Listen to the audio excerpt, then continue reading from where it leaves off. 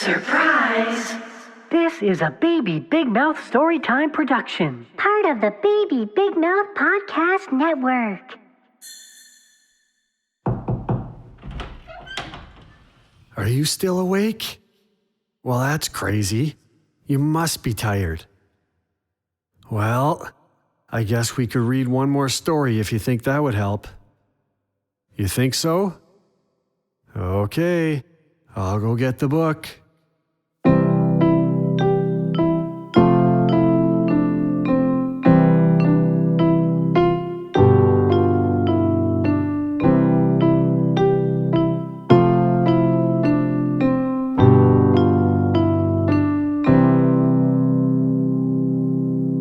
Okay, let's read The Tale of Peter Rabbit. This is a pretty wild one. I hope all the excitement doesn't keep you up. Let's see what happens. Once upon a time, there were 4 little rabbits. Their names were Flopsy, Mopsy, Cottontail, and Peter. They lived with their mother in a sandbank underneath the root of a very big fir tree. "Now, my dears," said old Mrs. Rabbit one morning, "you may go into the fields or down the lane, but don't go into Mr. McGregor's garden. He does not like rabbits. You do not want him to catch you. Now run along and don't get into mischief. I am going out." Then old Mrs. Rabbit took a basket and her umbrella to the baker's. She bought a loaf of brown bread and 5 currant buns. Flopsy, Mopsy, and Cottontail, who were good little bunnies, went down the lane to gather blackberries. But Peter, who was a very naughty little bunny, ran straight away to Mr. McGregor's garden and squeezed under the gate. First, he ate some lettuces and some French beans, and then he ate some radishes. And then, feeling rather sick, he went to look for some parsley. But round the end of a cucumber frame, whom should he meet but Mr. McGregor? Mr. McGregor was on his hands and knees planting out young cabbages, but he still was able to spot Peter. He jumped up and ran after Peter, waving his rake and calling out, "Stop, thief!" Peter was most dreadfully frightened. He rushed all over the garden, for he had forgotten the way back to the gate. Sounds like Peter's in trouble. He lost one of his shoes among the cabbages and the other shoe amongst the potatoes. After losing them, he ran on 4 legs and went faster, so that I think he might have got away altogether if he had not unfortunately run into a gooseberry net and got caught by the large buttons on his jacket. It was a blue jacket with brass buttons, quite new.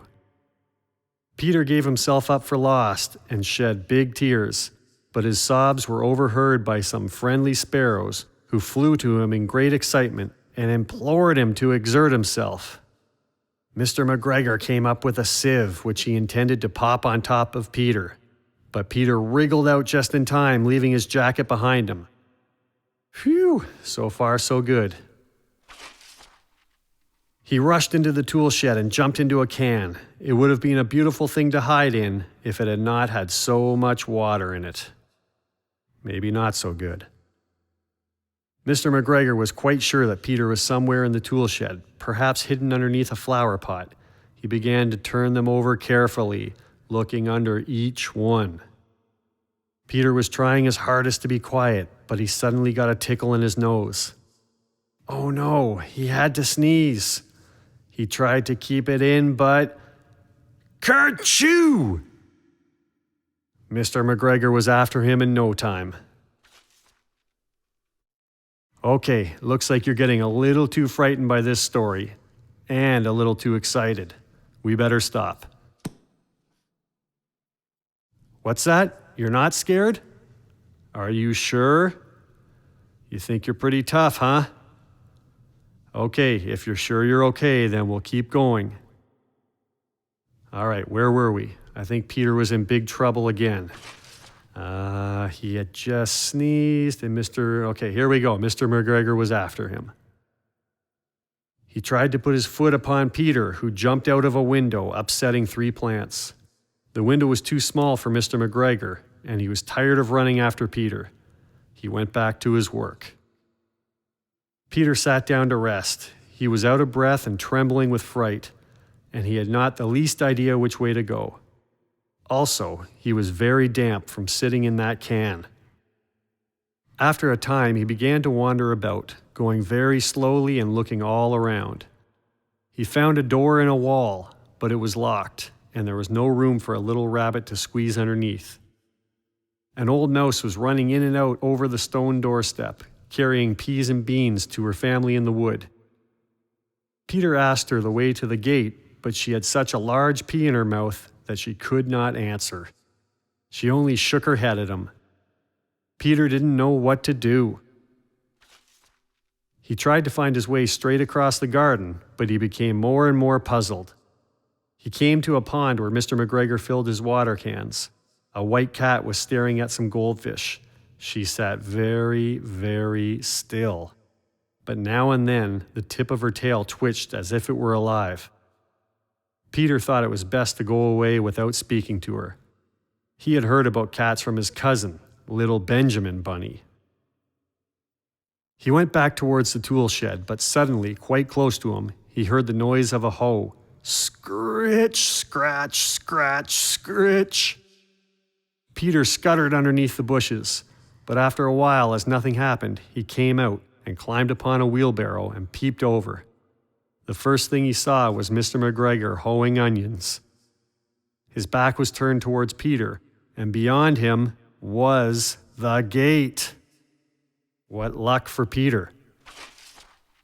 Peter got down very quietly off the wheelbarrow and started running as fast as he could go along a straight walk behind some black currant bushes. Mr. McGregor caught sight of him at the corner, but Peter did not care. He slipped underneath the gate and was safe at last in the wood outside the garden. Mr. McGregor found the little jacket and shoes Peter had left behind. He decided to make a scarecrow out of them to frighten the blackbirds. Peter never stopped running or looked behind him till he got home to the big fir tree. He was so tired that he flopped down upon the nice soft sand on the floor of the rabbit hole and shut his eyes. His mother was busy cooking. She wondered what he had done with his clothes. It was the second little jacket and pair of shoes that Peter had lost in a fortnight. I am sorry to say that Peter was not very well during the evening. His mother put him to bed and made some tea. She gave a dose of it to Peter. 1 tablespoonful to be taken at bedtime. But Flopsy, Mopsy, and Cottontail had bread and milk with blackberries for supper. Phew! What a story. I'm worn out just reading about this adventure. I can only imagine how Peter Rabbit feels. It looks like you've had it too. Time for you to flop down on your nice soft bed and go to sleep.